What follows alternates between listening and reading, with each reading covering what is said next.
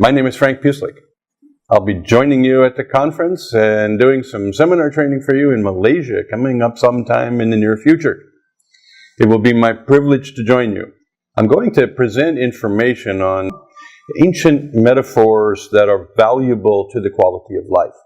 What are those metaphors? What are those structures, metaphoric and historical structures, that helped civilizations, sometimes small civilizations, sometimes warrior civilizations, that helped them really be some of the healthiest, strongest cultures in history?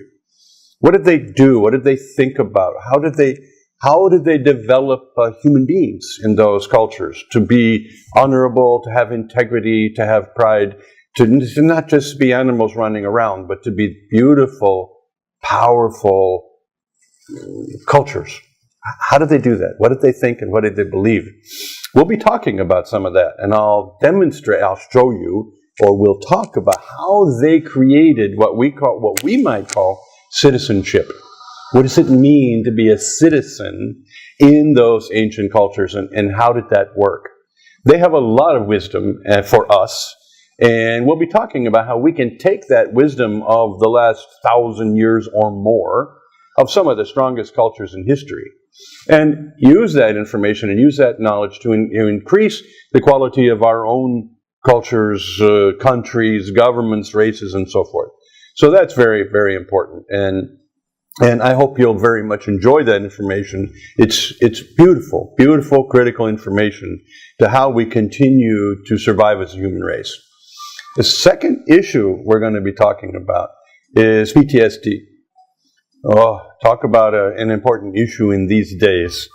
What is it? What does it mean? What are some of the significant areas of expertise necessary for us to take people that we have asked in many cases to go to war?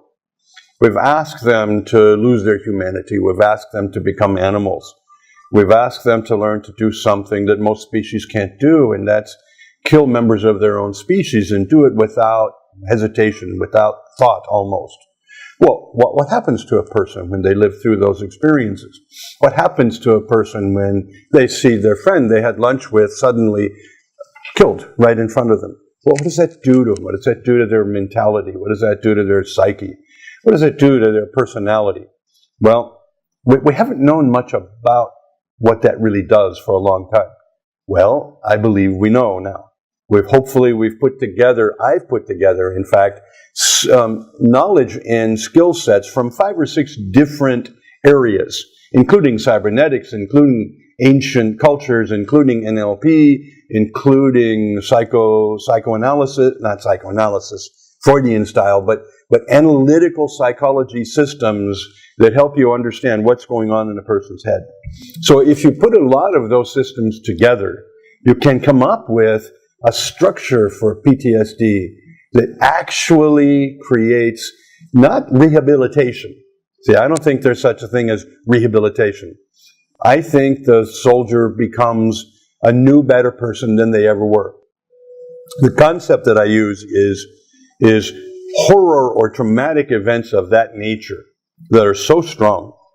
They either help you become better than you ever were, or they damage you for the rest of your life, completely depending on the processes of transformation. How does that happen? How does transformation happen? How do you take horror and turn it to wisdom? We'll talk about that in our program on PTSD. It'll be really interesting for me to see you guys there. Soon, with you, I'm looking forward to meeting you. It will be my first time in Malaysia. Wow, I've been in most countries in the world, but not with you yet. So I'm looking forward to it. See you soon. Frank Pucelik for now. Signing off. Bye-bye. See you soon.